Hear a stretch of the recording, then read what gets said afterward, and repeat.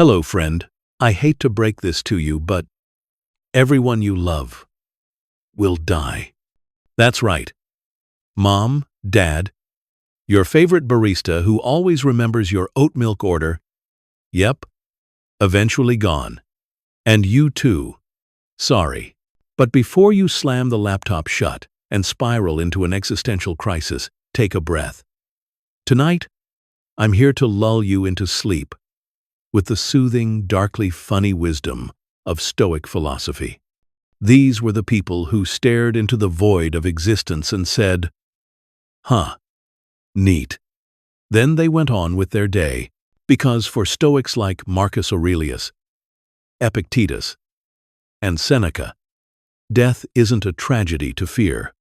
It's the ultimate bedtime story. They thought that remembering life's fragile, fleeting nature wasn't morbid. It was the only way to truly live, to truly love, and maybe, finally, to stop doom-scrolling at 3 a.m. So tonight, as you drift off, we'll walk through the greatest hits of Stoic wisdom, seasoned with a little humor to keep the nightmares at bay. Think of it like a philosophy sleepover. I'll whisper soothing reminders about fate, virtue, and why your boss doesn't matter in the cosmic scheme of things, all while gently roasting your tendency to panic when your Wi-Fi drops. Close your eyes, get comfortable, and prepare to be soothed into slumber by the strange comfort of knowing everything is temporary, and that's what makes it beautiful. Now, let's step into the stillness. Take a deep breath in. Let it fill your lungs slowly, gently, like the sea tide rolling up against a calm shore. Hold it for just a moment, and then let it go. Feel the release, the soft collapse of your chest, and the quiet that follows. And once more, breathe in, as if you were inhaling the very night sky above you. Hold it gently, as though it were fragile glass, and then let it pour out again. Each breath is a reminder that you're here, that you're alive, and that for tonight, you don't need to solve any of life's great riddles, though the philosophers we're about to meet certainly tried. Now, imagine that you are lying not in your bed, but on a Roman hillside 2,000 years ago. It's quiet, except for the occasional rustle of olive trees in the wind, and the distant sound of a dog who, judging by the echo, has opinions about everything. The air is cool, tinged with the smell of earth and stone. Above you, the stars spread endlessly, more visible than they are in our electric world, and they shine with the kind of sharp clarity that makes you think perhaps the universe is trying to tell you a secret. You feel the ground beneath you, the firmness of soil and grass, and you realize this is exactly how Roman emperors, soldiers, farmers, and philosophers once rested their heads. Marcus Aurelius himself might have gazed up at this very same sky, exhaling after a long day of ruling an empire and silently asking himself, "Do I really have to get up tomorrow and deal with senators again?" Your breathing begins to fall into rhythm with the night. Slow, measured, timeless, as if your lungs have decided to keep pace with the stars, which, though appearing still, are hurtling through space at incomprehensible speeds. It's a funny thought, isn't it? You lying here, convinced you're at rest, while Earth itself spins you around like a cosmic amusement park ride. No ticket required, and while you breathe, you notice how different this world feels from the one you know.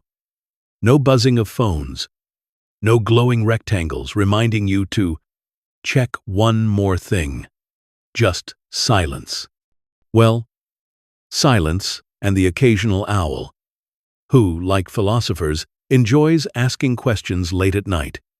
You realize the Romans didn't just look up at the stars for beauty. They looked up for guidance. They thought of themselves as threads woven into the fabric of this immense cosmos, tiny but essential. And lying here, under their same stars, you begin to feel it too. Each breath in, you feel the cool air. Each breath out, you release the day, the stress, the lists, the nagging voice in your head that insists you should have folded the laundry. The Romans wouldn't have cared. Their togas got wrinkled all the time.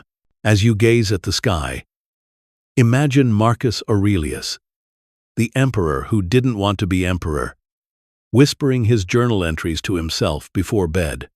He might remind you, softly, that your worries are small compared to the vastness of the universe, that even Rome, mighty as it was, is now nothing but ruins and memories, that one day the things that feel like mountains to you, deadlines, missed texts, arguments with your neighbor about parking, will fade into the dust, just as the Colosseum crumbled stone by stone. And strangely, this isn't depressing. It's freeing. You can let go because you are small. You can rest because the world is not depending on you to spin it. Keep breathing slowly, in and out. Imagine each breath as a brushstroke painting your mind quiet. The Romans loved order. They built aqueducts, straight roads, and arches that still stand today. And tonight, your breathing is your aqueduct. It carries you into calmness, drop by drop, inhale by exhale. Look at the stars again. Some of them, the Stoics believed, were divine fires. They thought the universe itself was a kind of living being, pulsing with reason and intelligence. Whether you believe that or not, there's comfort in thinking the stars are watching over you. And if they are, I'm fairly sure they're not judging you for forgetting to answer that email. Stars are very patient. The air is cooler now, and your body is sinking further into the ground. You feel heavier, as though the earth is gently tugging you down, reminding you of your place, grounding you, steadying you. This is what the Stoics loved. Perspective. The idea that you could zoom out, look at your problems against the backdrop of eternity, and realize they weren't as terrible as they seemed. And as you lie here, stargazing in your imagination, you find yourself smiling at the thought that countless people before you, emperors and beggars alike, once lay under this very same canopy, pondering the very same mysteries, breathing the very same air. You are part of a long human chain stretching back through centuries, each of us staring up at the same night, trying to make peace with the vastness. So breathe. Let the Roman night wrap around you like a blanket. Let the stars remind you that you are temporary, and that this is okay. For in that temporariness, there is beauty. And as you drift toward sleep, know that you are safe, small, and yet deeply connected to everything around you. Life is short. You've heard it before, of course. People say it at graduations, weddings, funerals, and occasionally, while waiting in line at the DMV. But the Stoics went a step further. They thought life's shortness wasn't just a fact, it was a gift. Now, that may sound counterintuitive. Usually, when someone reminds us that life is short, we feel panic. We start to imagine a bucket list. Climb a mountain, eat exotic cheese, maybe skydive while holding a goat, though I don't recommend that one. But for the Stoics, shortness wasn't a problem to solve. It was the very reason we should focus on living well, instead of endlessly worrying about living long. Take Seneca, for instance. This Roman statesman wrote that it's not that life is too short, it's that we waste most of it. Think about your own day. How much of it do you spend arguing with strangers in your head? Or scrolling through other people's breakfasts on social media? Seneca would sigh. He'd say, "It's not the number of years you have, it's how you use them." And then perhaps he'd tweet it if Twitter existed. It would get about 12 likes. So yes, life is short. But the good news is that you don't need forever to be content. You just need this moment. You need this breath. That's Stoicism in action. Not promising you immortality, but teaching you how to live as if each day were complete in itself. Imagine Marcus Aurelius, the philosopher emperor, writing in his diary, late at night, exhausted, after another day of ruling an empire. He reminds himself that he could die tomorrow, that all the pomp and power mean nothing, and that the only thing worth clinging to is virtue, kindness, justice, self-control, wisdom. That's what makes a short life rich. Not palaces, not armies, but the way you treat the person standing in front of you. And think about it. If life went on forever, wouldn't you procrastinate everything? If you knew you had 10,000 years, would you ever finally clean your room? Or tell your friend you love them? Or forgive your dad for never understanding how Wi-Fi works? Probably not. Mortality is the ultimate deadline. It pushes us to do the things that matter now. The Stoics also believed that shortness protected us from boredom. Eternal life, they thought, would be exhausting. Imagine listening to the same Spotify playlist for 1,000,000 years, or attending one eternal company meeting. Life's brevity ensures it has flavor, like a good piece of fruit that ripens, and then is gone. Sweet, because it ends. And here's the humor in it. Even knowing life is short, we often live as if it were endless. We complain about traffic. We rehearse arguments in the shower. We put off joy until later, as if later were guaranteed. Seneca would probably pat us gently on the shoulder and say, "Friend, the time you're waiting for is now." And then he'd ask if you were going to eat that last olive. Life's shortness is also a great equalizer. Emperors die. Farmers die. Philosophers die. Even your childhood goldfish, who you were convinced was immortal, died after 3 weeks. It sounds grim, but for the Stoics, it was liberating. Death doesn't care about your resume, which means you're free to stop competing in silly races and instead focus on living authentically. And so, the Stoic mindset is this: each day is a gift, not because it's leading somewhere else, but because it's complete in itself. If you lived only one day, but lived it wisely, kindly, fully, that would be enough. You wouldn't need more. So breathe in, slowly. Think of your life not as a countdown, but as a candle burning brightly in this moment. It doesn't need to last forever.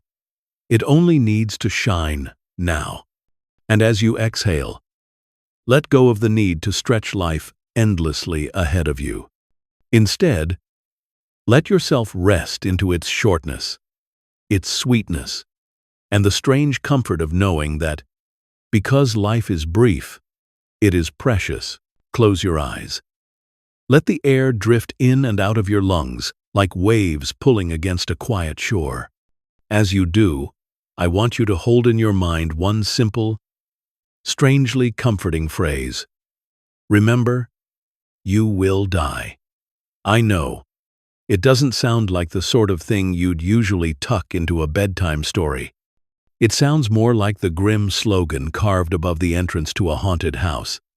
But for the Stoics, this was the most tender reminder they could give themselves. They called it memento mori, remember death, and they whispered it not to scare themselves, but to soothe themselves, like a lullaby sung by the universe itself. Think of it this way. Most lullabies we give to children involve oddly dark imagery anyway. Rockabye baby? A cradle falling out of a tree? Who thought that was comforting? Compared to that, remember you will die almost feels honest. The Stoics believed that when you gently remind yourself of your mortality, you stop clinging so tightly to things that don't matter. Suddenly, the petty frustrations, the nagging fears, the noise of daily life, all shrink down to size. Death is the great perspective filter. It lets you sort what's important from what's not. Picture Marcus Aurelius, exhausted after a long day of signing decrees and listening to senators argue over taxes on goat milk, sitting down with his wax tablets at night. He writes to himself, "You could leave life right now. Let that determine what you do and say and think." He wasn't trying to be macabre. He was reminding himself that tomorrow wasn't guaranteed, that power and palaces couldn't protect him from the same fate as the humblest beggar. By facing death nightly, he was preparing himself to live more fully by day. It's funny to imagine how people would react if you tried this today. Imagine bringing Memento Mori to your office as your new motivational slogan. "Hey, team, let's stay on track with our quarterly goals also. Remember, we're all going to die." You'd probably get reported to HR. But for the Stoics, this wasn't morbid. It was practical. Because by reminding yourself of the inevitable, you free yourself to focus on what you can actually control, how you live while you're here. Let's think of it as a bedtime practice. As you lie here, listening to my voice, imagine your day dissolving behind you. The errands, the emails, the moments when you thought you'd live forever gone. Now imagine that tonight is your last night. Not in a frightening way, but in a gentle one. If this were your final evening, how would you want to spend it? Would you want to stew over that rude comment someone made 3 years ago? Would you want to refresh the news one more time? Or would you rather let go, breathe, and simply be? Memento Mori whispers, "Be." That's enough. It's worth noting that the Stoics didn't see death as some villain lurking in the shadows. They saw it as nature's most reliable promise.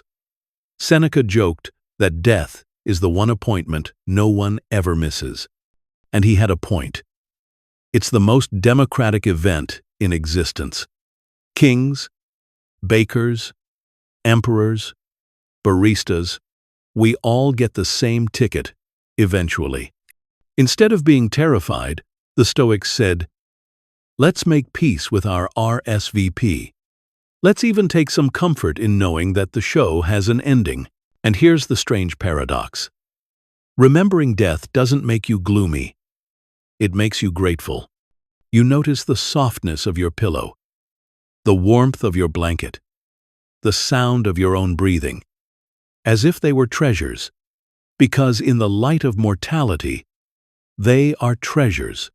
You realize that a glass of water is miraculous, that laughter is a kind of rebellion against oblivion, that falling asleep is itself a little rehearsal for the big sleep one day. And suddenly, the everyday becomes enough. Even tonight, as you prepare to drift off, Memento Mori acts like a lullaby. It hums to you. Don't waste time. Don't let worry steal your hours. You don't know how many nights you'll get. So let this one be a gift. You don't have to do anything heroic. You don't need to solve all your problems before you sleep. You just need to rest, to let your body sink into the sheets, to let your mind be still. That's all. That's living wisely. The Stoics would even imagine their own funerals, not to depress themselves, but to strip away vanity. They'd say, "One day, someone will stand over me, maybe yawn politely, maybe shed a tear, and then go home to dinner, and life will go on." Knowing this, they refused to waste their energy on chasing legacy or reputation. Instead, they focused on virtue, on kindness, justice, courage, self-control, because those are the only things that truly live on in the ripples they create in others. So when you hear, "Remember you will die," don't hear doom. Hear a lullaby. Hear the soft reminder that tonight matters, that your breath is precious, that you can let go of every silly worry for now. Tomorrow isn't promised. And that's what makes tonight so sweet. Rest in that. Settle into your breathing again. Inhale deeply, as if you were pulling in a piece of the night sky. Exhale slowly, as if you were releasing a handful of sand back to the beach. And while you do, let's take a little perspective check. Because one of the best tricks the Stoics had for calming themselves was to zoom all the way out, way beyond their problems, their palaces, their politics, and remind themselves of just how absurdly big the universe island. Imagine, for a moment, that you're floating above the earth. You see the continents stretching below you, clouds drifting lazily, cities twinkling like fireflies. From this height, even Rome itself, once the center of the world, is just a speck. Now zoom further out. The earth becomes a marble, then a dot, then practically invisible as you drift past the moon. From the perspective of the solar system, your to-do list doesn't just shrink, it vanishes. Marcus Aurelius loved this thought exercise. He wrote about rising up in his mind above the earth, looking down as if from the stars, and realizing how tiny human quarrels are. The universe is vast, ancient, and unbothered. And yet here we are, stressed because someone left us on read. The Stoics weren't saying our struggles don't matter at all. They were saying, put them in their proper scale. So let's do that together. Think about the last email that stressed you out. Maybe it was marked urgent in bright red letters. Maybe it had too many exclamation marks, which is always suspicious. Now imagine reading that email while standing on the edge of Saturn's rings. Do you care? Of course not. At that distance, the entire internet is smaller than a crumb. And yet, how often do we let those crumbs weigh down our chests as if they were boulders? Perspective doesn't erase responsibility. You still need to answer your boss, or file your taxes, or finally unsubscribe from that newsletter you never remember signing up for. But perspective makes it bearable, because you realize it's not the end of the world. Literally, the world is still spinning, the stars are still burning, galaxies are colliding, and in the middle of all that, one unanswered email is laughably small. The Stoics were masters of laughing at themselves this way.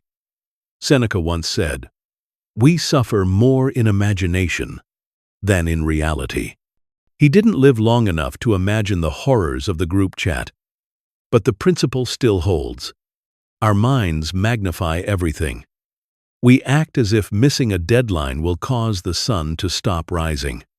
But the sun rises. Always. The universe doesn't care about your inbox. And that's liberating.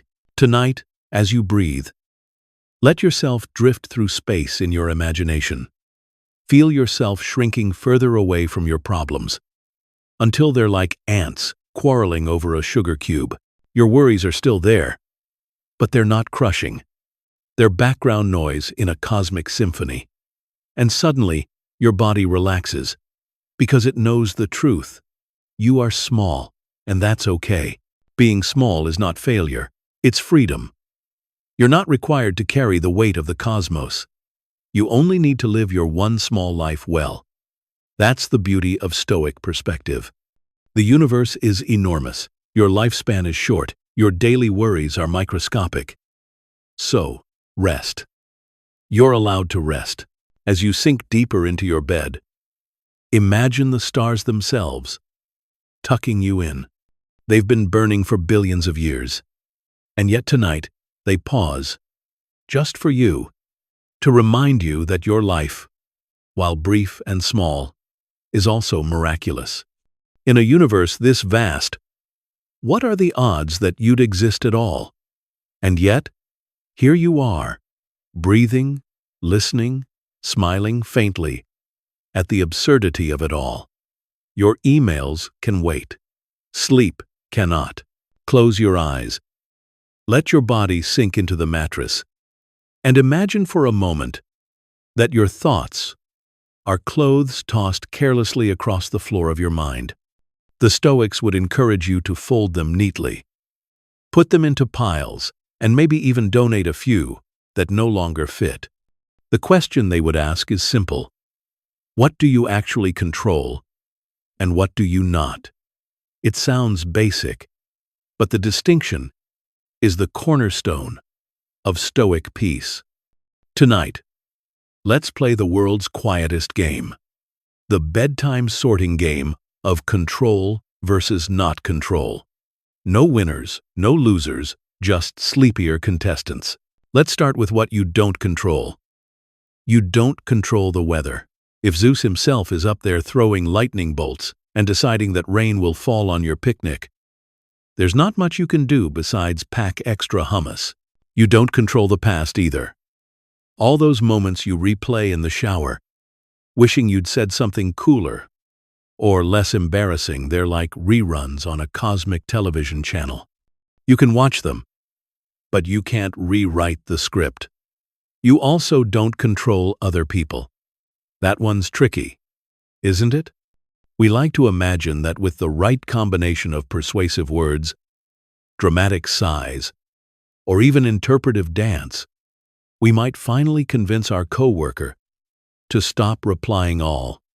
But no, people will do what they do, and no amount of eyebrow raising can save you. Now, what do you control? Your choices, your judgments, your responses.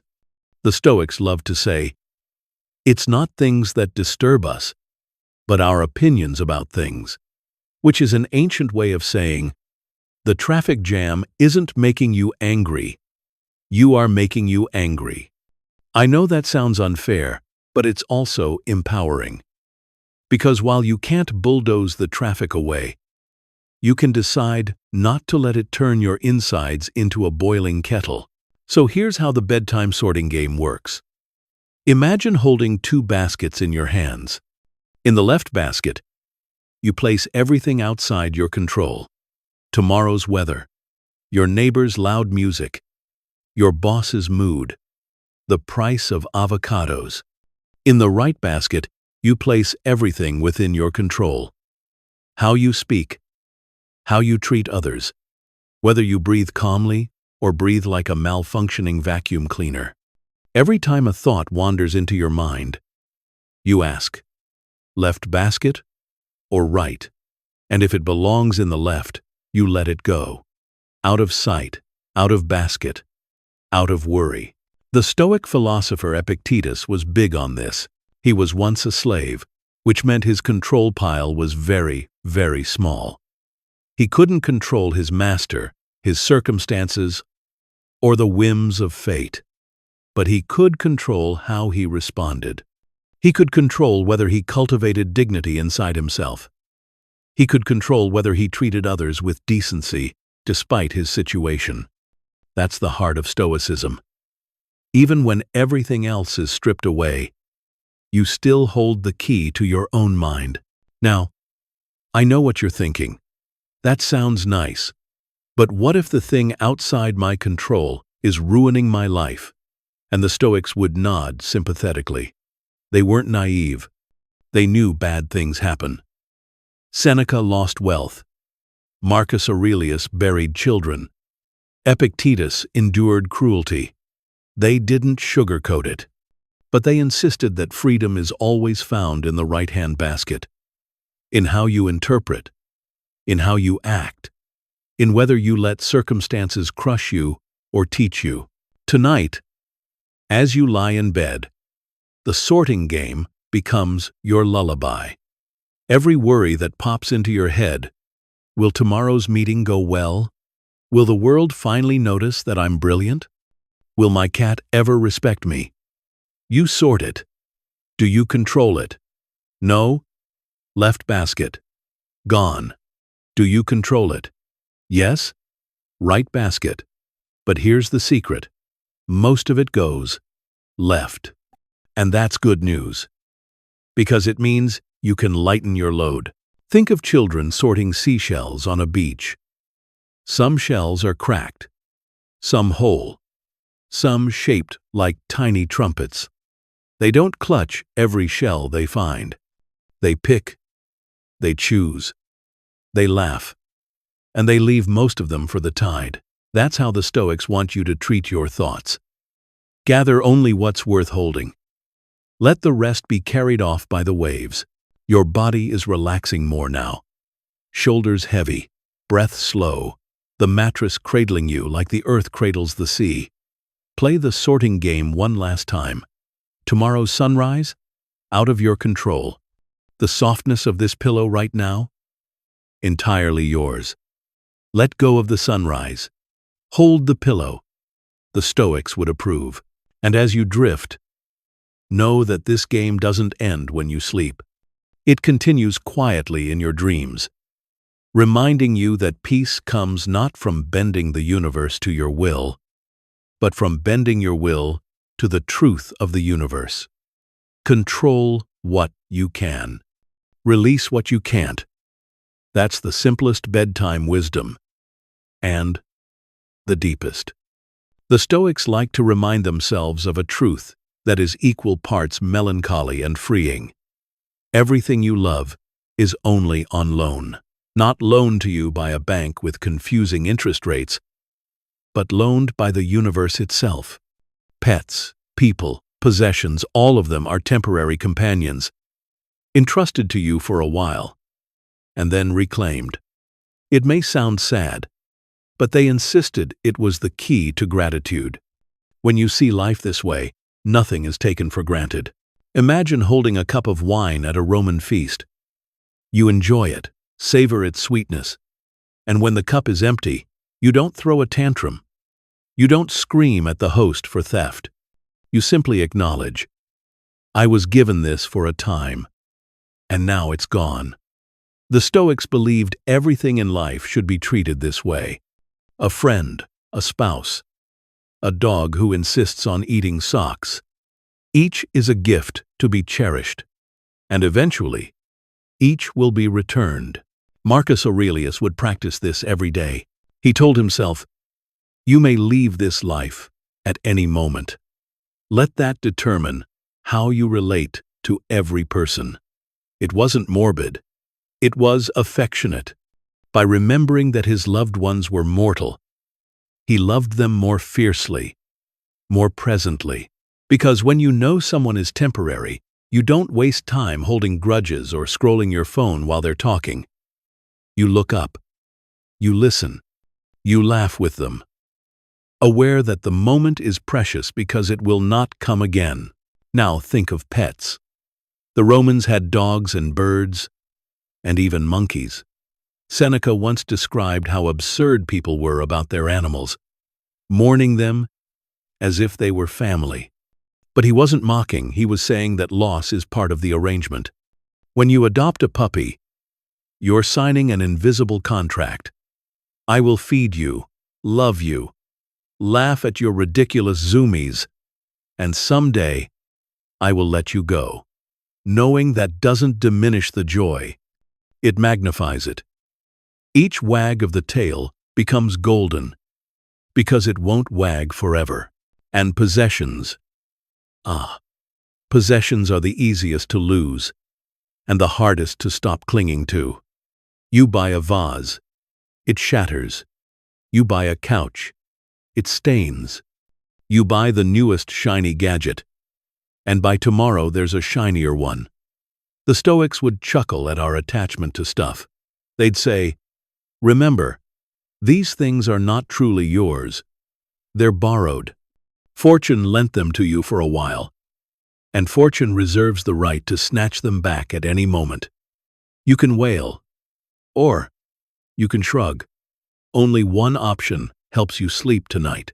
The real wisdom here is that by seeing life as a series of loans, you stop feeling robbed when things end. You stop feeling entitled. Instead, you feel grateful. If you see a loved one as permanently yours, you risk treating them casually. If you see them as borrowed, you treat every moment as irreplaceable. Gratitude flourishes, not in the permanence of things, but in their fragility. Picture yourself walking through a Roman garden. Statues line the path. Marble faces serene. The roses bloom. But you know they will wither. And precisely because you know this, their scent is sweeter, their colors brighter. You don't demand that they last forever. You kneel, inhale, smile, and let them go. This is how the Stoics approached everything. Life itself was a borrowed garden. They tended it, admired it, walked through it gratefully, and when the time came to hand back the keys, they tried to do so with grace. So tonight, as you lie in bed, think of your life not as a fortress you must defend, but as a loan you've been entrusted with, your loved ones, your comforts, your own breath, all on loan, which means every moment is rent-free joy while it lasts, which means that losing them, though painful, is not betrayal. It's simply the end of a beautiful lending period. Let this thought comfort you as sleep takes you. You don't need to clutch everything tightly. You don't need to build walls against loss. You only need to hold gently, love fully, and release gracefully. That is the Stoic way of losing and the Stoic way of living. Settle deeper into your pillow. Let your arms sink heavily by your side, and take a slow breath. Tonight we're going to wander into one of the Stoics' most radical ideas. Virtue is the only good. Not money, not fame, not the corner office, not even that IKEA couch you spent 3 weekends trying to assemble before giving up and turning it into a very abstract bookshelf. No, the only true good, they insisted, is virtue, your character, your choices, your inner compass. Now, it might feel strange to think that nothing else counts. After all, we spend much of our lives chasing comfort, security, and stuff. The Stoics weren't blind to that. They knew a warm meal was nicer than a cold one, and a soft bed better than sleeping on the floor of a Roman barracks. But they insisted those things are preferred indifference, which is their charming way of saying, nice to have, but not what really matters. What matters is whether you live with justice, courage, self-control, and wisdom. If you do, your life is good, regardless of what couch you're sitting on. Imagine Marcus Aurelius, Emperor of Rome, surrounded by luxury palaces, servants, banquets. Yet at night, he scribbles in his private journal, reminding himself that all of it is worthless if he does not live with integrity. He could lose the empire tomorrow, he tells himself. But if he keeps his virtue, he keeps the only thing that truly matters. Meanwhile, Seneca, fabulously wealthy himself, warned that wealth is like a costume. Take it off, and the same fragile mortal human stands beneath. The couch, the palace, the throne, they are props. The real play is in the choices you make. Let's test this idea in your own life. Think about that IKEA couch again. It took 3 hours, 6 missing screws, and a trip back to the store before it finally stood upright. Maybe you spilled coffee on it. Maybe your dog has claimed it as their throne. If the couch burns in a fire, you'd mourn it. Yes. But does that mean your life is ruined? Not if you still have your character, but if you lie on the world's fanciest couch while being cruel, dishonest, or selfish. The Stoics would say, your life is not good, no matter how many throw pillows you own. Virtue isn't glamorous. You can't post it on Instagram. It doesn't sparkle like a diamond. But it's the one thing the universe can't wrestle from your hands. Fortune can take your job, your health, your couch, your avocado toast, but only you decide whether you live wisely and kindly. Epictetus used to tell his students that their minds were free, even when their bodies were bound. His point, your character is yours, locked within you, untouchable even by tyrants. Now, it's worth noting that the Stoics weren't smug.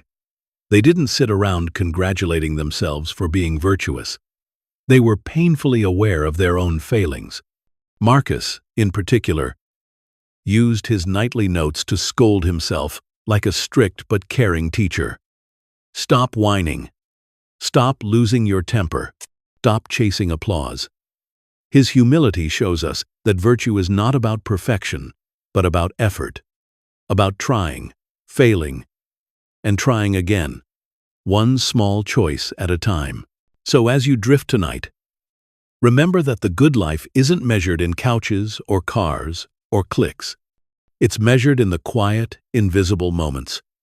When you resist snapping at someone, when you choose honesty over convenience, when you show compassion instead of indifference, each of those choices adds up to the only wealth that matters. And here's the lovely twist. The more you focus on virtue, the less you feel enslaved by everything else. You can enjoy the couch, sure, but if it disappears, your peace remains. Take another breath, slow and deep. Imagine your life stripped of its possessions for a moment. No couches, no gadgets, no shiny props. What's left? Your character, your capacity for love, your ability to meet the world with dignity. That's the treasure the Stoics want you to guard. That's what makes your life good. The couch will sag, the screws will loosen, the cushions will stain. But virtue only strengthens with time, like muscles worked daily.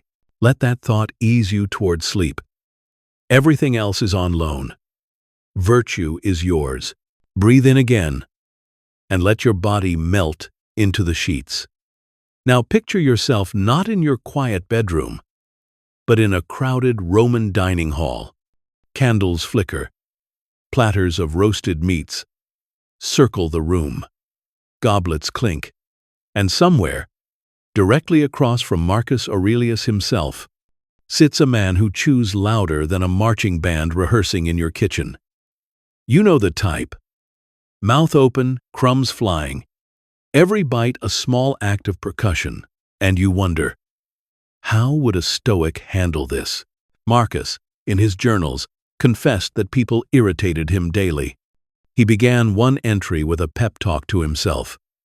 Today I will meet people who are meddling, ungrateful, arrogant, dishonest, jealous, and surly. He knew, from the start, that the world is full of walking test cases in patience. But his trick was to remind himself that these people are not villains. They are humans, just like him, bound to stumble, bound to chew too loudly. And if he lost his temper at them, he was no different. So, imagine Marcus across the table, watching the loud chewer. He feels the familiar heat of irritation, but then he breathes. He reminds himself, this man did not wake up planning to ruin my evening. He is simply being himself, perhaps unaware of the noise. Why waste my peace by demanding he behave as I wish? Better to train myself to endure him, to treat him kindly, to recognize that I, too, have habits that probably annoy others. Marcus probably thought, I have my brooding silences, my stern frown, my tendency to philosophize when people just want dessert. Everyone has something. This is the Stoic approach to annoying people. Expect them, accept them, and remember that you share the same flaws in different shapes. Seneca once said, what is more foolish than to be angry at the world? It has no desire to harm you. Applied here, what is sillier than to let someone else's chewing rob you of calm? The trick, the Stoics said, is to see annoying people as opportunities. Like weights at the gym, they strengthen your patience. Each loud bite across the table is a chance to practice self-control. Each arrogant remark is a chance to practice compassion. Without these people, your virtue would be flabby. In a sense, the loud chewer is your trainer, sculpting your soul one obnoxious bite at a time. Now, let's bring this closer to home. Think of the last person who irritated you, the driver who cut you off, the coworker who replies, all, the neighbor, with the 2 AM drum practice. Did your anger help? Did it solve the problem? Probably not. The Stoics would say, if anger brings no benefit, drop it. Replace it with perspective. This person is a fellow traveler in life, lost in their own mess, just as you are. Maybe they chew loudly. Maybe you overthink loudly. Both are forgivable. Marcus even tried to see divinity in others. If the universe made this person, he reasoned, then they are part of the same whole as he island. To despise them is to despise the universe, which is another way of saying, you may dislike the chewing, but the chewer is still your kin. So tonight, as you rest, imagine every annoying person you've met, past and present, lined up in a row. Instead of glaring at them, you smile. You thank them for the training. You let them march out of your mind like circus performers leaving a stage. And you realize the noise, the arrogance, the quirks, they don't stick to you unless you let them. You remain calm, untouched, drifting toward sleep. And if tomorrow someone chews loudly next to you, perhaps you'll remember Marcus at that banquet table, staring serenely across the crumbs, thinking, this too is life. Let it be. Take a breath in, slow and steady. Let it out with a sigh. Tonight we're going to talk about something the Stoics thought was unavoidable, undeniable, and frankly, a little bizarre. Fate. Or as Marcus Aurelius might have called it, that cosmic improv show I never agreed to join, but somehow got cast in. Fate is weird, but the Stoics thought the best way to live with it was not to fight against it, but to learn how to accept it, sometimes even to love it.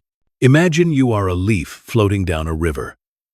The river twists and turns, sometimes calm, sometimes turbulent.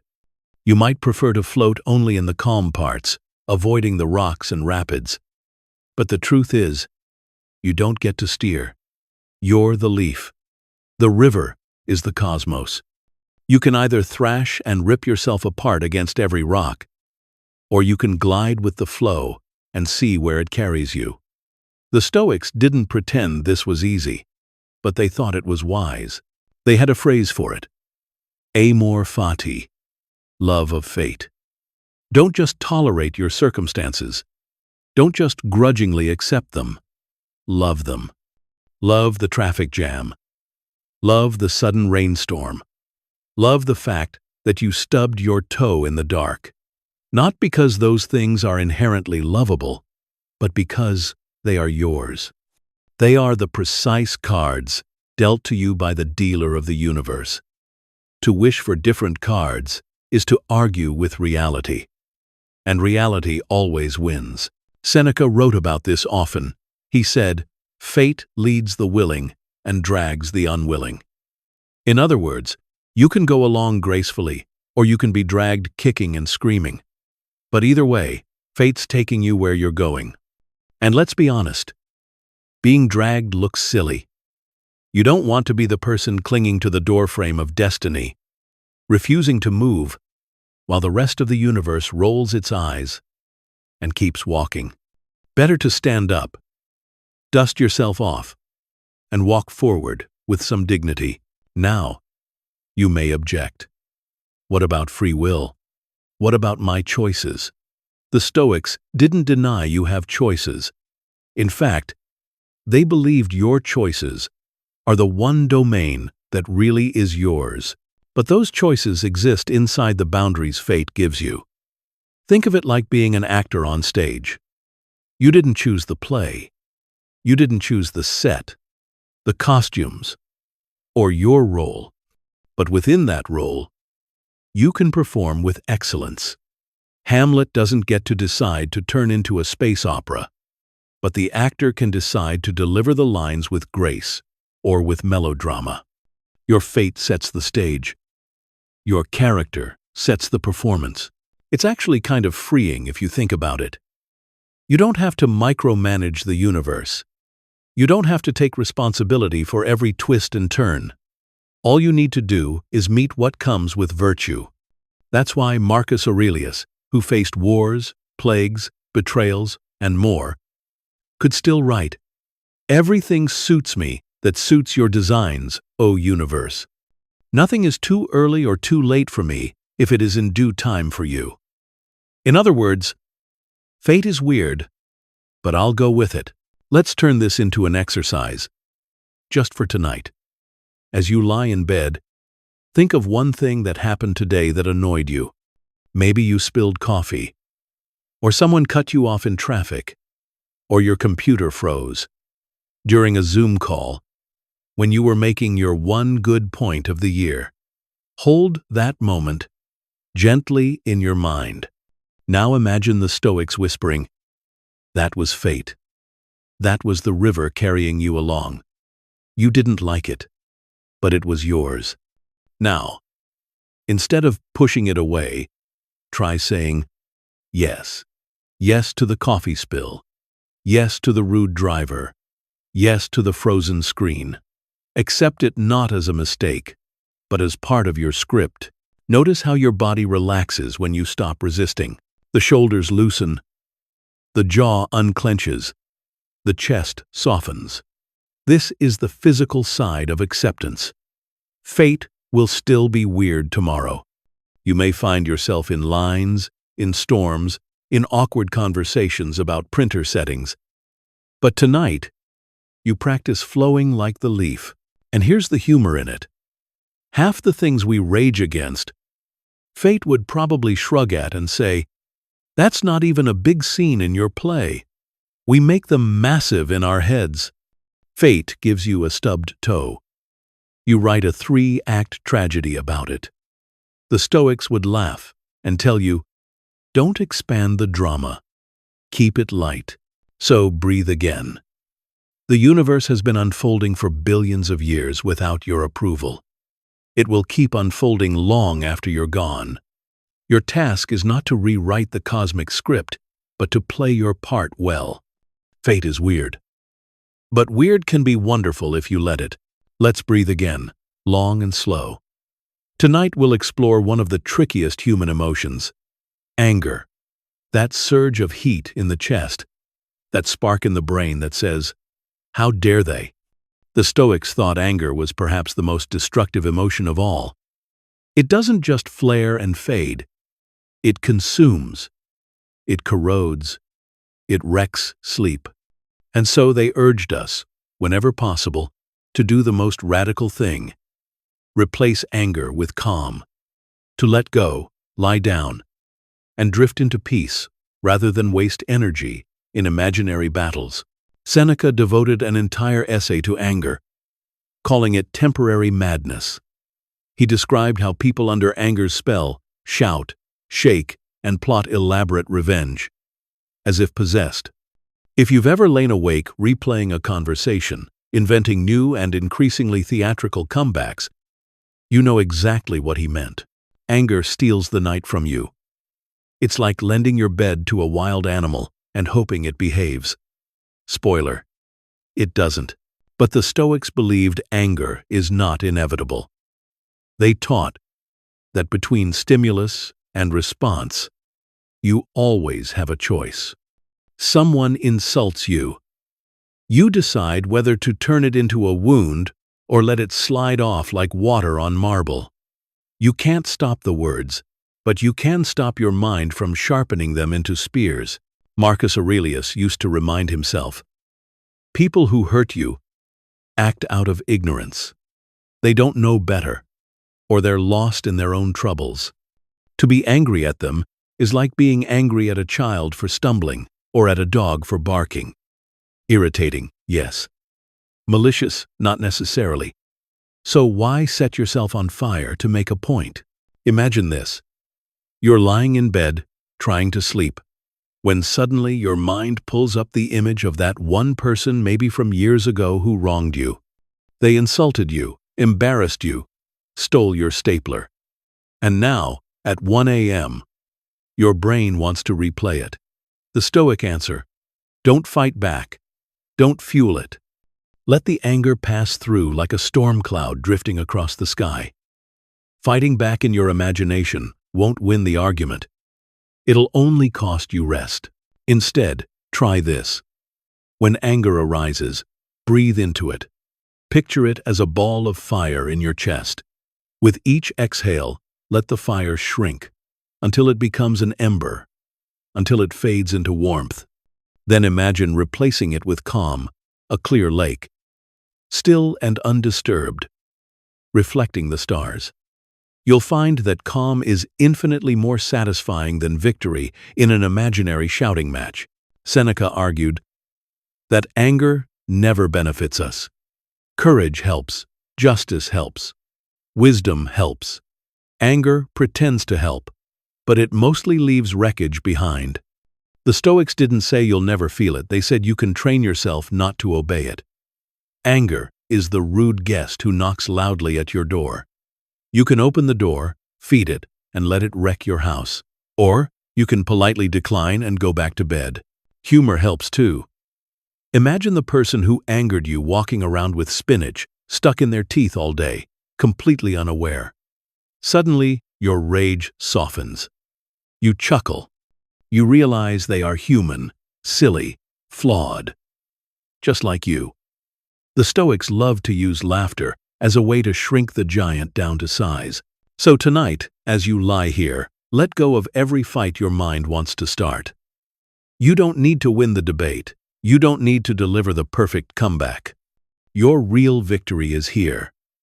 The softness of your pillow, the rhythm of your breath, the calm washing over you. The Stoics would say, the best revenge is not retaliation, but serenity. To live well, to sleep well, while others are consumed by their tempests. So let go. Let the anger fade like mist at sunrise. Choose calm instead. Drift into sleep, unarmed, unburdened, undefeated. Settle into your sheets and notice what you're wearing right now. Maybe you've got a pair of old pajamas on, soft, with years of use. Maybe it's an oversized t-shirt with a mysterious stain you don't remember acquiring.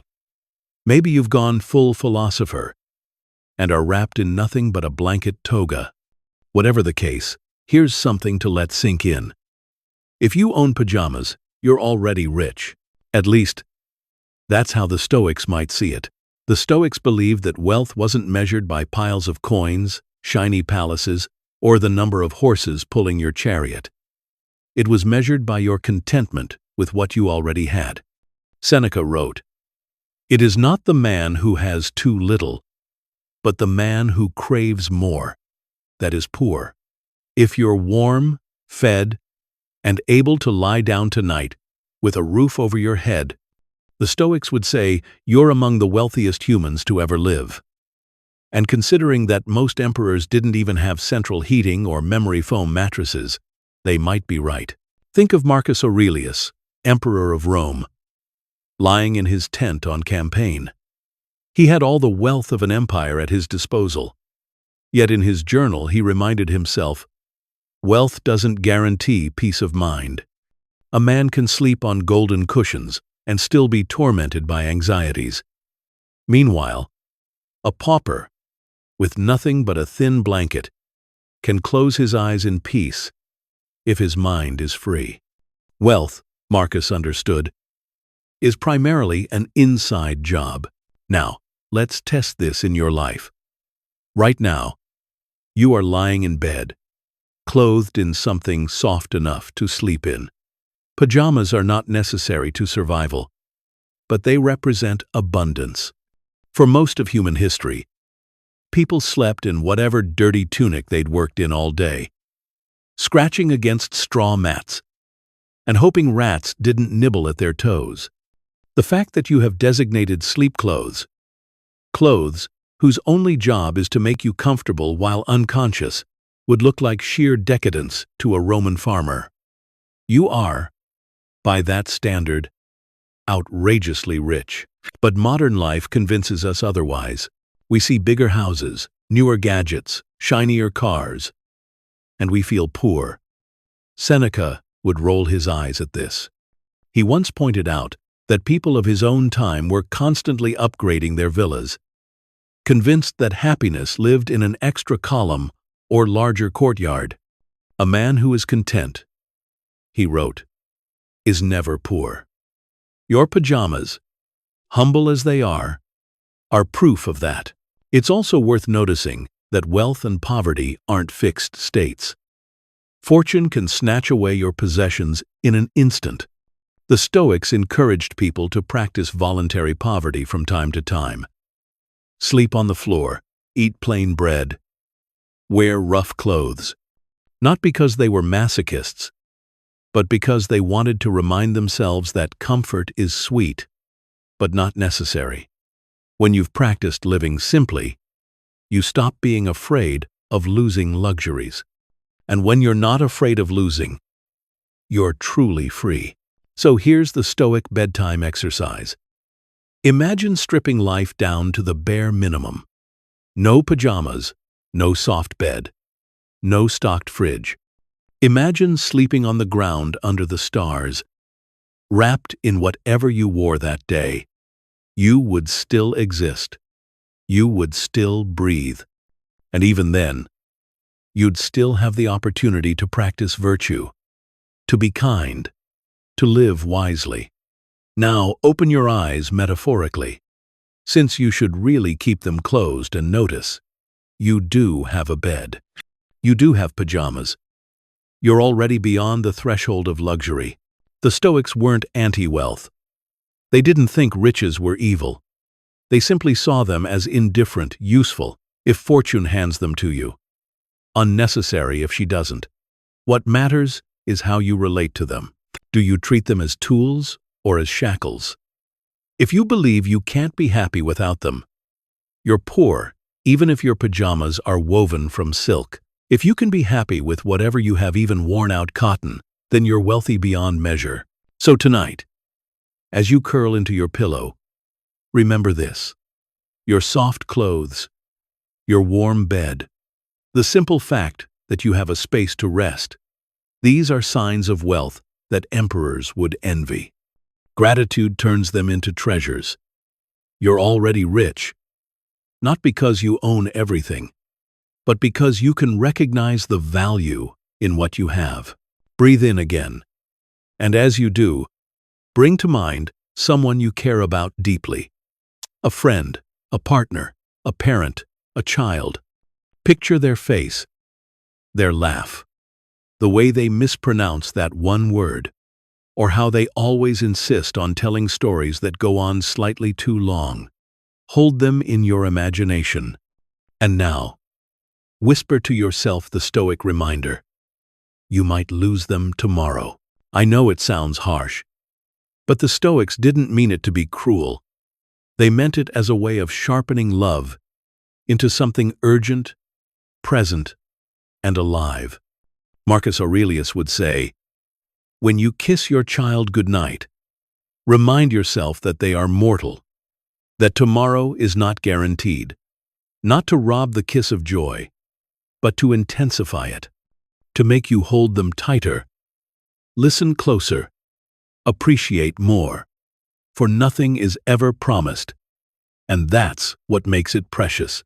This attitude was called premeditatio malorum, the premeditation of loss.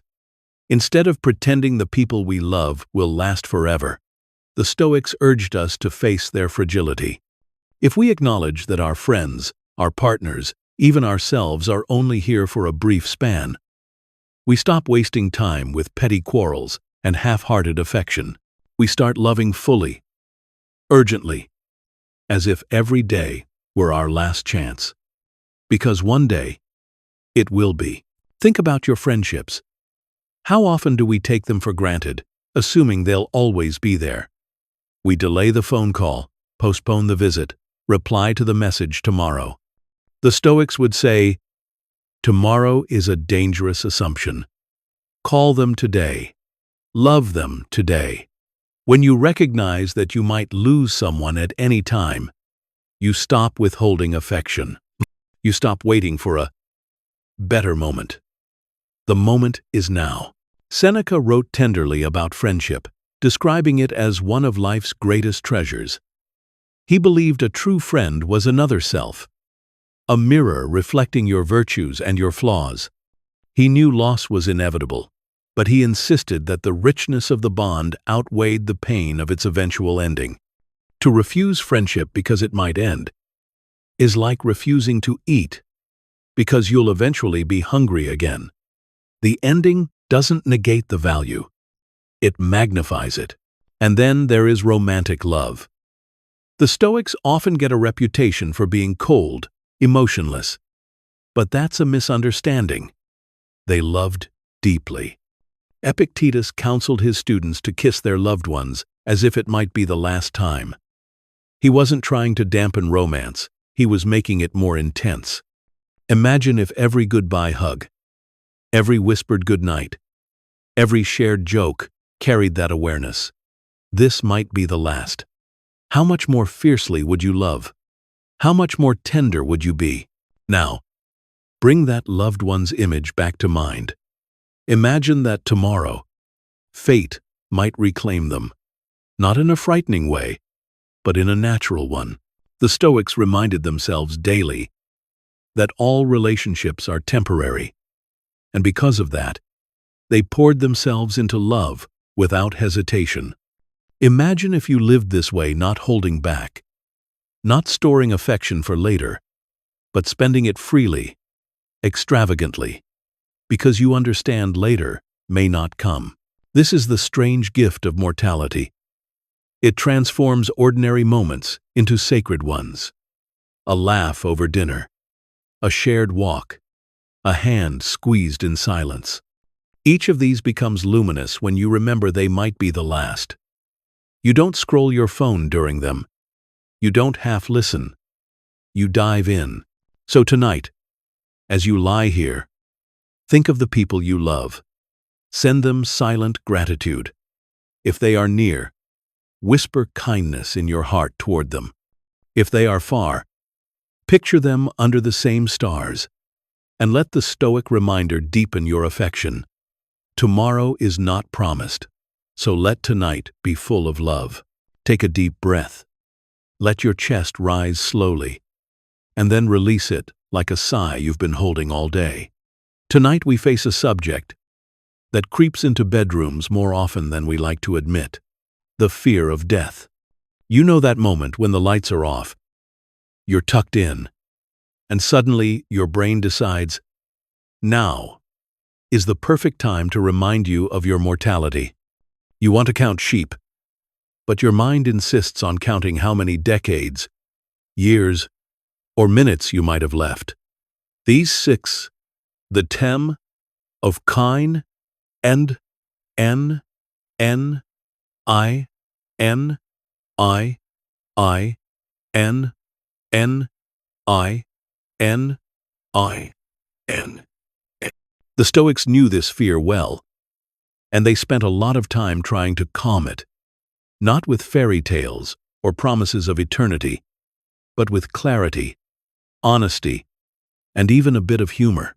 Marcus Aurelius, who spent more sleepless nights than most of us, wrote that death should not be feared because it is natural. Everything that is born must eventually transform. He compared it to leaves falling in autumn. No one curses the tree for letting go of its leaves. We admire it. The Stoics wanted us to see ourselves like those leaves, part of a great cycle that continues long after we're gone. When your mind rattles with bedtime anxiety, imagine yourself as one leaf among billions, released gently by the universe. Not a tragedy, but a rhythm. Seneca, who seem to enjoy poking people with sharp truths, like to point out that death is not some future monster. It's already happening. Life is lived day by day, and each day that passes is one we hand back. We die every day, he wrote, for every day that passes belongs to death. Harsh? Maybe. But strangely comforting too. If death is already happening, then it's not a future calamity to fear. It's simply the background music of life. By accepting this, the Stoics found a kind of peace. Of course, bedtime has a way of making us irrational. You can spend the whole day thinking about errands, emails, groceries, and then the moment you lie down, your mind wants to host a philosophy seminar about the void. The Stoics would say, when that happens, don't fight it. Face it. Ask yourself, what exactly am I afraid of? Not existing? But before you were born, you didn't exist either. And that didn't trouble you. Why should it trouble you after? Epicurus, not quite a Stoic but a friendly neighbor in philosophy, quipped, when we are, death is not. And when death is, we are not. In other words, you'll never meet death personally. Either you're alive and well, or you're gone, and not around to care. Why panic about something you'll never experience? Think of it like falling asleep itself. Every night, you close your eyes, surrender awareness, and drift into unconsciousness. Do you scream every time you feel yourself nodding off? Hopefully not. You trust that sleep is part of life. The Stoics suggested we treat death the same way. A transition, a dissolving, a return. Not something to panic about, but something to accept. And here's a gentle bit of humor. Picture death as a bedtime librarian walking down the aisles, dimming the lights, whispering shh to restless readers. It's not a villain, it's closing time. You've borrowed some hours, maybe some decades, and eventually the universe asks you to return them. The anxiety comes when we try to hoard time as if it belongs to us. But when you see yourself as a borrower, not an owner, you can let go more easily. So tonight, if the fear creeps in, follow the Stoics' advice. Instead of wrestling with shadows, acknowledge them. Yes, I will die. Yes, everyone I love will die. And precisely because of that, this night matters. This breath matters. This quiet moment of lying in bed, listening, matters. By remembering that the end is certain, you transform the present into something glowing. Fear shrinks, gratitude expands, and notice what happens to your body when you let the fear soften into acceptance. The tightness in the chest eases, the jaw unclenches, the restless tossing quiets. The Stoics wanted us to use mortality, not as a curse, but as medicine. It wakes us up to life. It whispers, don't waste your hours in dread. Use them, love them, rest in them. Even here, in bed, you can honor life simply by letting yourself sleep. So let death's reminder be your lullaby. Not a grim chant, but a gentle one. You don't need to solve eternity tonight. You only need to breathe, to rest, and to know that you are part of something vast and natural. Death is not an intruder waiting at the door. It is the quiet companion that makes life urgent, beautiful, and worth savoring. Let that thought carry you gently into dreams. Take another breath. Let it drift all the way down into your belly, and exhale, as though you're sighing out the last bits of worry clinging to your ribs. Now imagine that falling asleep each night is not just rest, it's rehearsal. That's how the Stoics often saw it. Every night, when you close your eyes and surrender consciousness, you're practicing for the final act, death. Before you panic, Remember, this is meant to be reassuring, not frightening. It's like a gentle dress rehearsal before the real performance. Except this one happens every evening, and the costume is your pajamas. Think about the process of sleep. You lie down, your thoughts scatter, your body relaxes, and eventually you dissolve into nothingness. Hours pass without awareness. Where were you? You weren't alive in the sense of conscious experience. And you weren't dead either. You simply weren't. And yet, each morning, you return. The Stoics saw this as a perfect analogy for death, a surrender into nothingness that is neither terrifying nor painful. You've already done it thousands of times. You're doing it tonight. Marcus Aurelius liked to remind himself that death is simply a kind of rest. He wrote, "Death is rest, the end of toil." For a man who carried an empire on his shoulders, this sounded like sweet relief. Seneca described death as slumber without dreams. What better comparison could there be? Every night when you fall asleep, you prove to yourself that non-existence is not dreadful. In fact, it's comforting. Your mind ceases, your worries fade. And when you wake, the world has kept turning just fine without you. There's humor in this too. We dread death, as if the cosmos couldn't possibly go on without our supervision. Yet every night, we clock out for 8 hours, and the universe doesn't collapse. Your absence during sleep is proof that things carry on just fine. If you can sleep through world events, you can probably rest easy about death too. The Stoics recommended using this thought as a bedtime practice. When you feel yourself drifting, remind yourself, I am practicing. Each night I surrender to the unknown, trusting it, embracing it, and awakening renewed. When the final sleep comes, it will be no different, only longer. If you can find peace in nightly surrender, you can find peace in the ultimate one. This way of thinking doesn't diminish life, it enriches it. Knowing that sleep is practice for death makes each night more sacred. It turns your bedtime into a ritual of acceptance. You aren't just resting your body. You're rehearsing letting go over and over until it becomes familiar. That familiarity turns dread into ease. Try it now.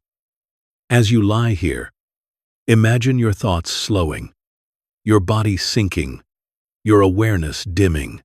Notice the way you let go, not all at once, but in gentle steps. First, the body relaxes. Then the mind quiets. Then you slip into the unknown, and you don't resist it. You welcome it. This is practice. This is peace. The Stoics wanted us to recognize that mortality isn't a sudden cliff at the end of life. It's something we approach daily, gently, with each nap, each night's rest. Death is not foreign. It is a familiar friend we've greeted in small doses, thousands of times. By reframing it this way, the anxiety softens. And here's the great irony. When you accept sleep as rehearsal for death, you actually live better. You stop dreading tomorrow's worries. You let the day go. You stop clutching at hours as though you could keep them. Instead, you let them dissolve naturally into night. Each day becomes a performance. Each night, a rehearsal. And the cycle repeats until the curtain finally falls. So tonight, when sleep comes, treat it as a gift. A free practice run at letting go. A reminder that surrender can be peaceful. Let your body melt deeper into the mattress. Let your thoughts drift like clouds. And let the rehearsal begin. The Stoics would smile, knowing that in sleep, you find not only rest, but courage. Courage to live. Courage to die. Courage to drift softly into silence. Without fear. Breathe slowly, letting the air sink deep into your lungs, and release it as though you're exhaling all the clutter of your day. Tonight, Let's talk about impermanence, the fact that nothing lasts. Not empires, not couches, not even the memory of that embarrassing thing you said in 6th grade, although your brain still insists on replaying it at 2 a.m. The Stoics thought impermanence wasn't a tragedy, but a liberation. Strange as it sounds, they believed the fleeting nature of everything is what makes life bearable and beautiful. Think about it. If nothing ever changed, if everything you had and everything you feared would last forever, wouldn't life be unbearable? Imagine if that toothache you once had was eternal, or that awkward dinner party where no one knew how to end the conversation endless. Even your favorite song, played on loop without pause, would eventually drive you to madness. Impermanence is what allows joy to remain joyful, pain to pass, boredom to dissolve, and love to feel urgent. It is the rhythm of existence. Marcus Aurelius wrote that all things fade into the past as swiftly as smoke curling upward from a fire. That may sound bleak, but for him, it was a reason to relax. Why rage against loss, he asked, when loss is simply nature's recycling program? Today's worries become tomorrow's dust, and tomorrow's dust fertilizes new life. Nothing lasting means nothing to cling to, and nothing to fear clinging. Picture a sandcastle at the beach. You build it proudly, decorate it with shells, carve little windows and turrets. And then, the tide comes. It doesn't ask for permission. It sweeps in, softens the walls, pulls shells back into the sea, and the castle is gone. Most people feel a pang of sadness in that moment. But what if, instead, you felt gratitude? You got to build the castle. You got to admire it. The impermanence was baked into the beauty all along. Would you really want it sitting there forever, slowly crumbling under the sun, looking pathetic after a week? Better that it came, it dazzled, and it left. The Stoics wanted us to apply this same attitude to our own lives. You too are a sandcastle. Every laugh, every scar, every wrinkle temporary. But temporary doesn't mean meaningless. It means precious. If you lasted forever, there would be no urgency, no spark. Your days would stretch into a monotonous gray. But because you know your castle will one day be swept away, you live with more depth. Impermanence, oddly enough, is what sets you free. Freedom from what? Exactly. From the tyranny of clutching. Most of our suffering comes from trying to hold on to possessions, to people, to moments, but nothing can be held forever. The Stoics said, if you can learn to open your hands, to let things pass as they arrive, you'll find peace. The cup you drink from today may break tomorrow. The friend you laugh with tonight may be gone in a year. Instead of despairing, cherish them now.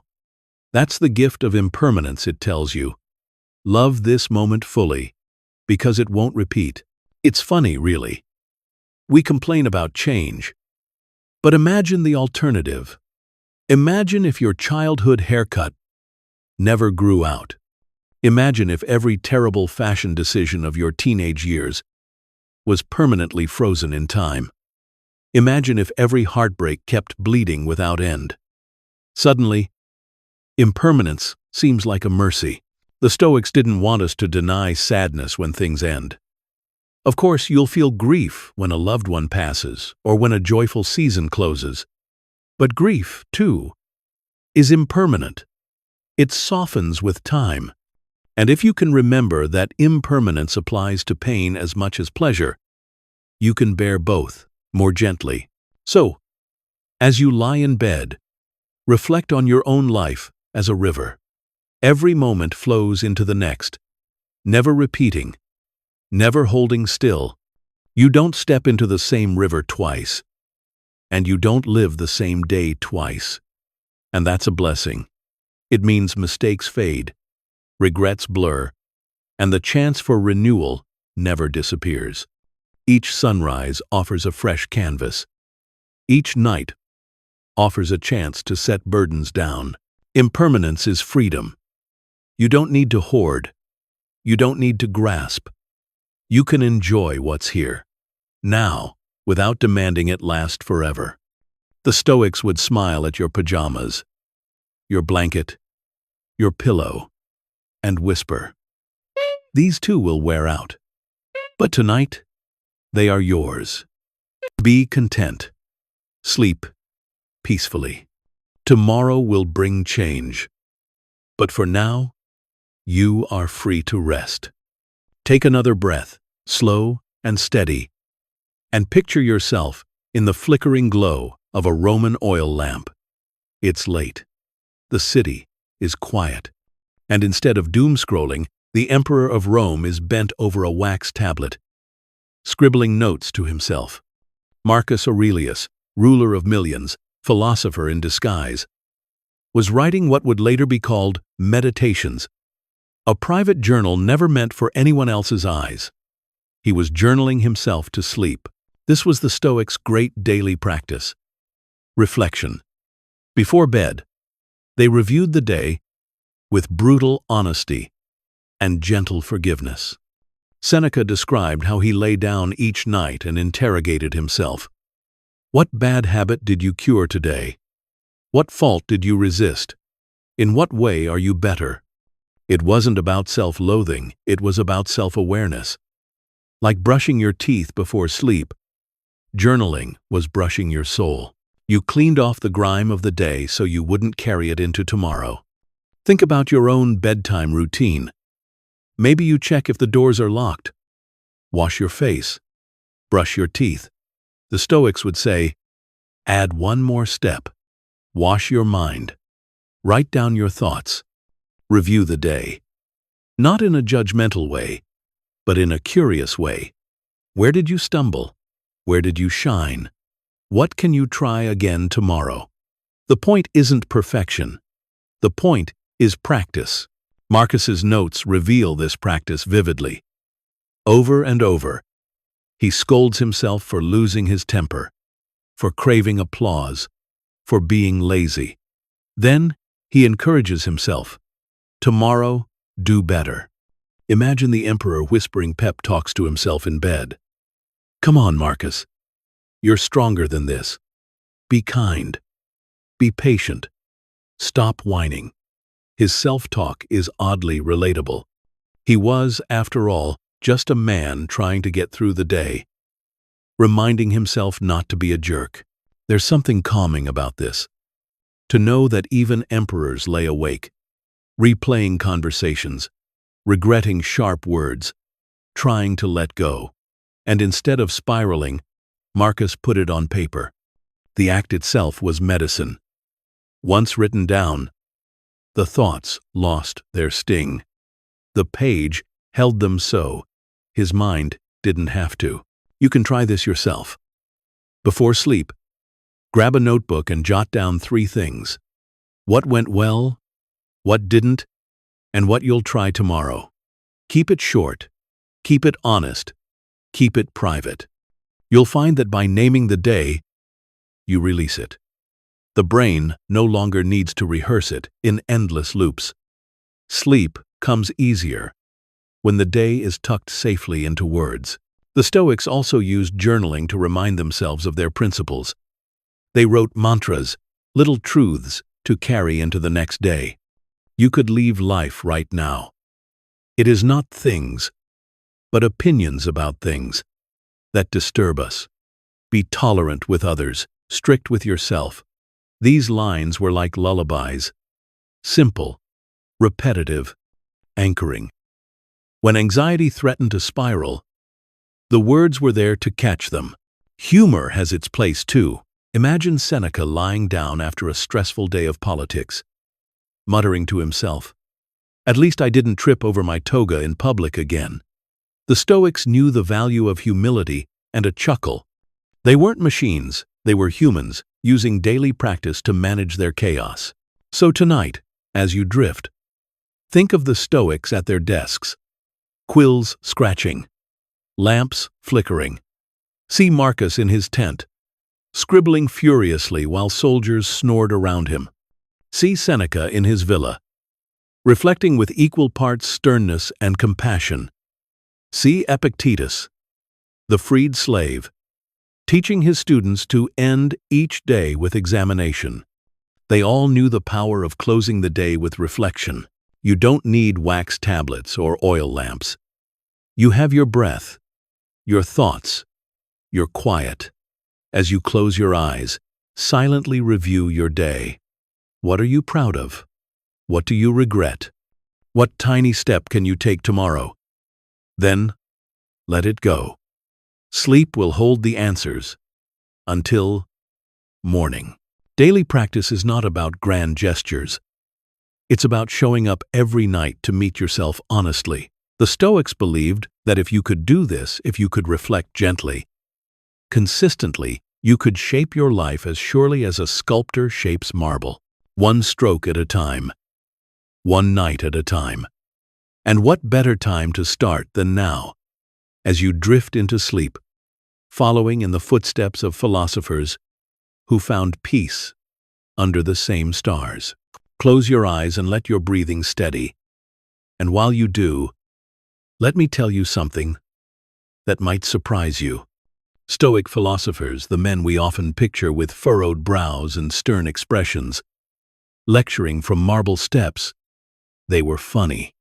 Not just accidentally funny, like a teacher tripping over a piece of chalk, but intentionally, dryly, sneakily, funny. We think of Stoicism as serious business. Death, virtue, fate, discipline, and yes, all of that is there. But tucked in between the heavy lessons are jokes, quips, and witty one-liners sharp enough to slice through despair. Take Seneca, for example. He wrote thousands of letters filled with advice on how to live well, and in the middle of his grand speeches about mortality, he'd slip in lines that were essentially ancient dad jokes. He once wrote that people complain life is short, but the real issue is that they waste so much of it. Then he added, "Life is long if you know how to use it." Imagine him saying that, with a raised eyebrow, leaning back in his chair, sipping watered down wine, waiting for the laugh track. He was serious, yes, but he also knew that humor is what makes the medicine go down. Epictetus, the freed slave who became one of the great Stoic teachers, was even snarkier. He loved to roast his students. Someone once asked him whether a man should bathe with perfumed oils to impress women. Epictetus basically responded, "If you want to smell like a walking bakery, go ahead. Just remember it won't make you wise." In another instance, when someone complained about being mocked, Epictetus told him, "If you can't handle being laughed at, you probably deserve it." He was the ancient equivalent of that brutally honest friend who loves you too much to sugarcoat. Even Marcus Aurelius, who seems the most solemn of the three, occasionally shows humor in his meditations. He talks about people who strut around acting important, and you can almost hear the imperial sarcasm dripping from his pen. He reminds himself not to be dazzled by fancy robes or titles. Underneath, he wrote, "It's just bones and blood. That's ancient emperor comedy. Deadpan, dark, and oddly comforting." And here's the thing. Their humor wasn't just for laughs. It was strategic. They used it to deflate fear, to shrink problems down to size. Humor is a philosopher's crowbar.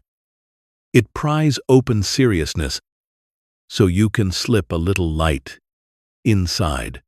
The Stoics knew that life is absurdly short, full of suffering and surprises, and if you can't laugh about it, you'll drown. Seneca once teased people who obsess over decorating their houses, pointing out that they polish marble floors while letting their souls gather dust. That's philosophy disguised as stand-up comedy. Now, Why does this matter for you tonight, as you lie in bed? Because humor works the same way on your anxiety. Think of the thing you've been worrying about lately. Maybe it's a work project. Maybe it's an awkward text you sent. Maybe it's the sound your car is making. That's suspiciously similar to a duck coughing. Instead of treating it like a life or death emergency, what if you chuckled? What if you pictured Marcus Aurelius saying, "Really? You're stressed about a duck car? Rome is falling, and I've still got senators to babysit." Humor shrinks the giant into something you can manage. The Stoics also understood that laughter makes life sweeter. They weren't advocating a grim existence where joy was forbidden. They believed virtue leads to joy, and humor is part of that joy. A laugh at yourself. A laugh at the silliness of others. A laugh at the absurdity of existence. All of this keeps the heart light, and a light heart is one that can rest. So let yourself smile tonight. Imagine Seneca gently mocking your overstuffed closet. Imagine Epictetus roasting you for yelling at your Wi-Fi router, as though it were personally betraying you. Imagine Marcus Aurelius rolling his eyes at the drama you build over unanswered texts. They're not mocking you to be cruel. They're reminding you, relax. The world is ridiculous, and you're part of it. Better to laugh than to grind your teeth. As you drift, hold on to this truth. Stoicism is serious philosophy, yes, but it is also philosophy with a twinkle in its eye. Ancient wisdom doesn't have to feel like a lecture. Sometimes it feels like a friend smirking beside you, whispering, "Don't take yourself too seriously. You'll sleep better if you laugh." Take another slow breath in. Hold it gently for a moment. Then, let it out, soft and quiet. Tonight, let's try a meditation the Stoics themselves might have approved of, a guided reflection designed to soothe your mind and relax your body. Think of it as a philosophical lullaby, combining awareness of your body with the calm acceptance of Stoic thought. Begin by bringing your attention to your feet. Feel their weight against the bed. Imagine Marcus Aurelius whispering, "This body of yours is nature's gift. Treat it kindly. Notice your toes, the arches, the heels. Thank them silently for carrying you all day. With your next exhale, let them sink deeper into rest. Now move upward to your legs, the calves, the thighs. They've carried you through every step, supported you whether you were hurrying anxiously or strolling aimlessly. Imagine Seneca here, reminding you that fortune can take away wealth, possessions, even status. But the ability to move through life today, you had that. And that alone is riches. Exhale and let the muscles soften, as though the mattress is swallowing tension like the sea swallowing waves.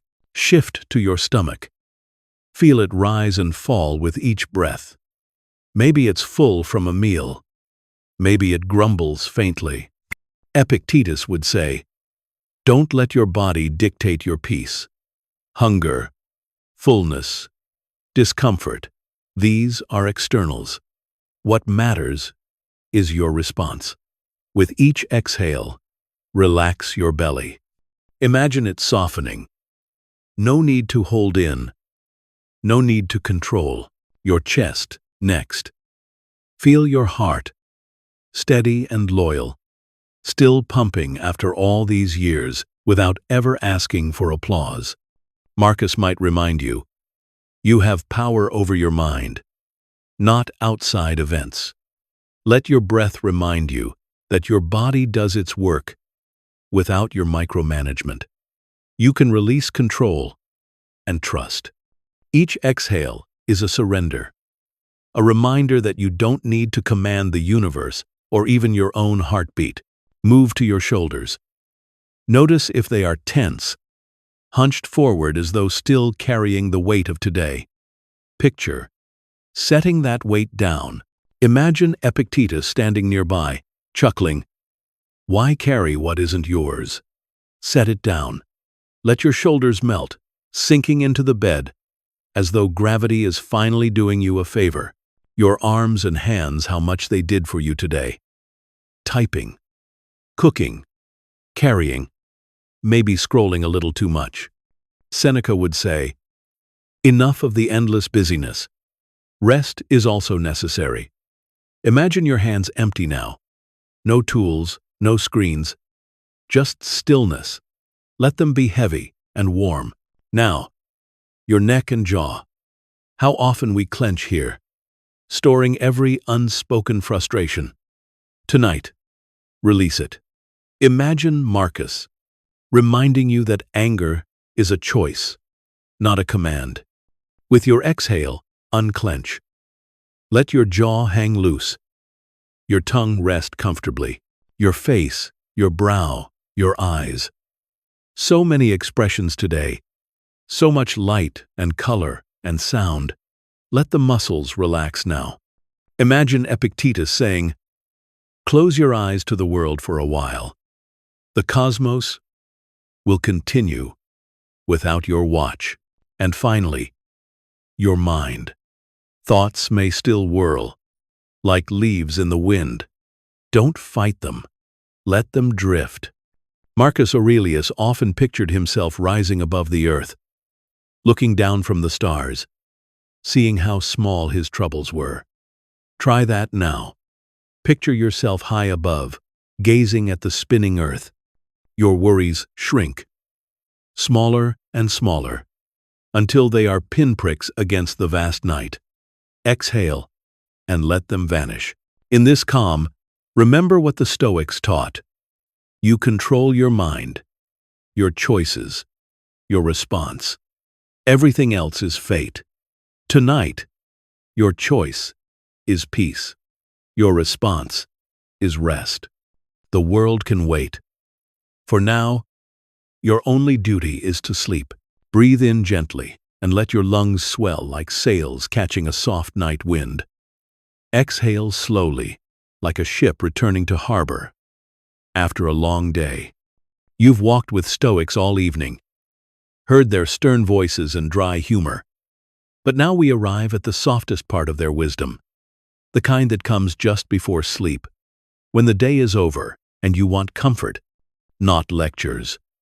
And for that, we turn to Marcus Aurelius, the philosopher-emperor, who, despite ruling the known world, still ended his nights whispering tender reminders to himself.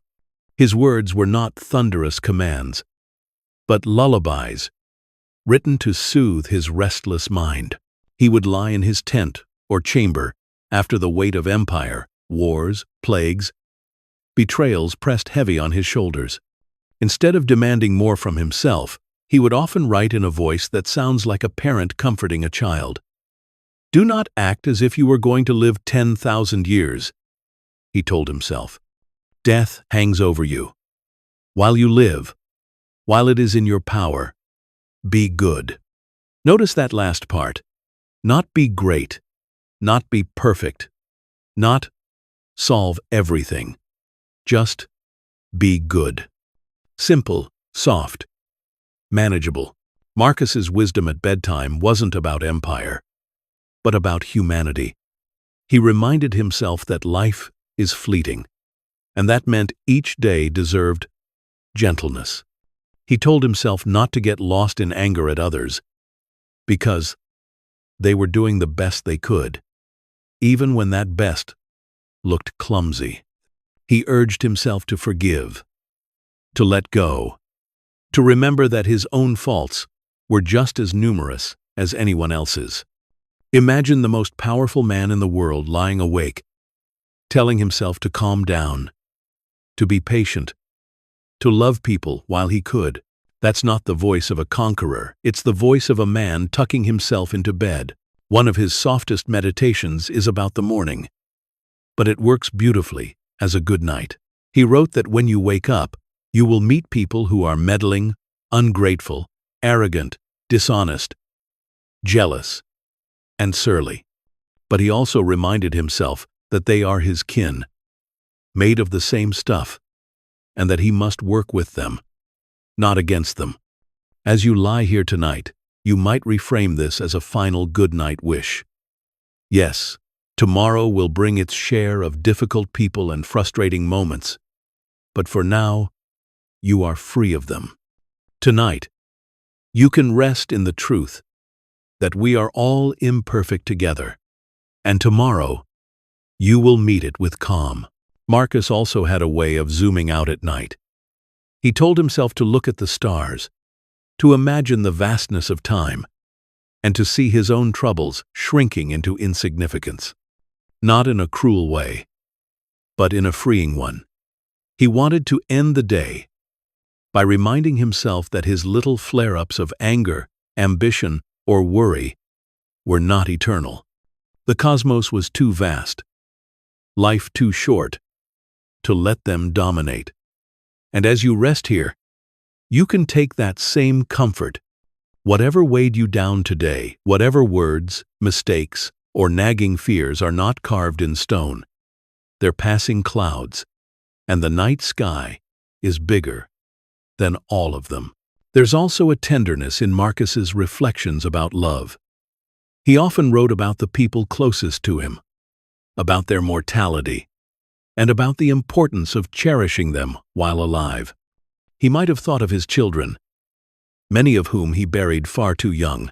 He might have thought of his wife, his soldiers, his friends, and he reminded himself, love them now, because tomorrow is uncertain. Tonight, you can hold the people you love in your heart, not with fear of losing them, but with gratitude that you have them now, in this breath, in this moment. That is Marcus's softest wisdom. Don't wait to love. Don't postpone gentleness. Picture Marcus writing by lamplight, scratching out these thoughts in his journal, sighing softly as his eyelids grow heavy. He didn't know his words would survive 2 millennia. He wasn't writing for you, or me, or history. He was writing to soothe himself into sleep. And yet, here we are, using those same words to soothe ourselves too. It's as if across the centuries, Marcus is whispering in your ear, it's enough to be good. It's enough to forgive. It's enough to rest. So let this be your final good night too. You don't need to be perfect. You don't need to solve tomorrow tonight. You only need to be present, breathe, and rest. Let your body sink deeper into the sheets. Let your eyes grow heavy, and let Marcus's soft wisdom cradle you. While you live, while it is in your power, be good. And tonight, being good means letting yourself sleep. Breathe in once more, slowly, deeply, filling your chest like a bellows. Let it out gently, like a wave pulling back from the sand. The night is long, the stars are steady, and you are ready to drift. To close this journey, let's return to the truth that has carried us through all these Stoic reflections. Impermanence.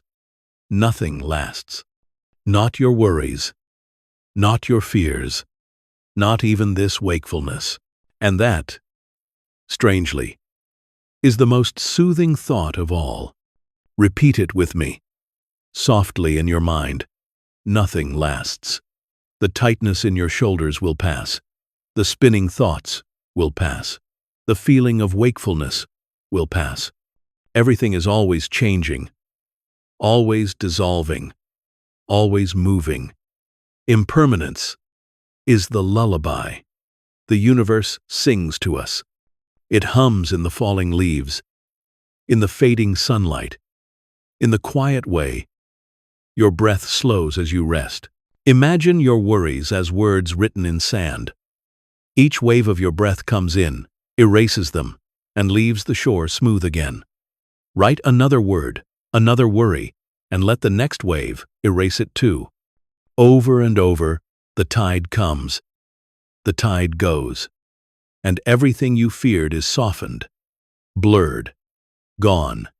That is the rhythm of impermanence. Think of your body tonight as a candle flickering in the darkness.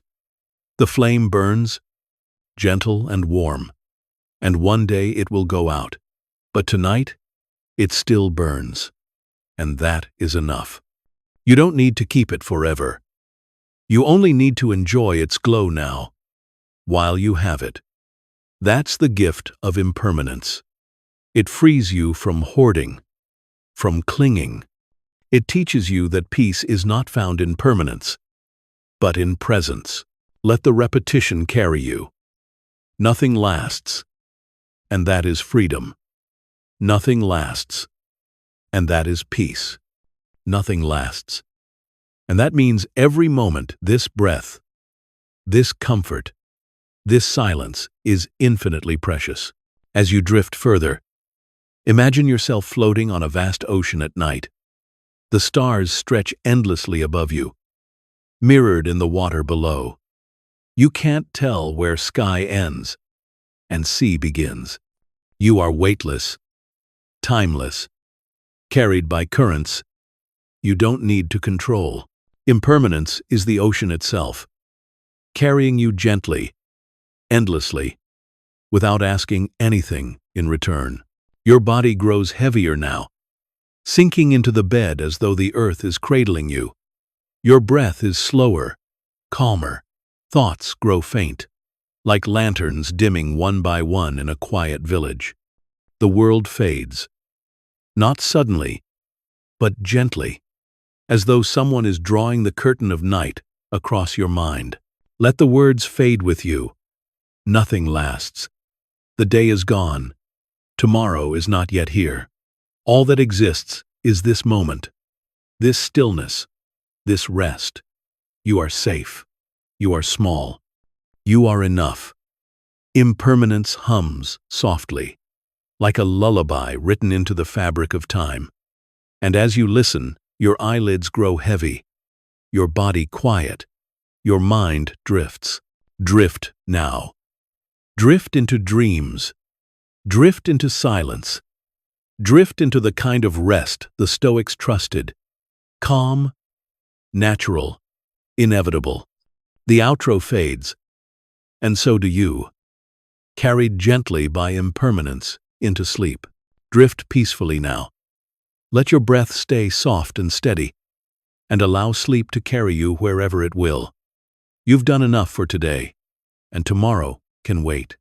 If your eyes are still open and your mind wants more, you can click one of the two videos glowing on your screen to continue the journey. And if these calm, stoic reflections helped ease your night, consider subscribing so you'll always have a place to return when the world feels heavy. Sleep well, rest deeply, and remember, you are safe, you are small, and this moment is enough.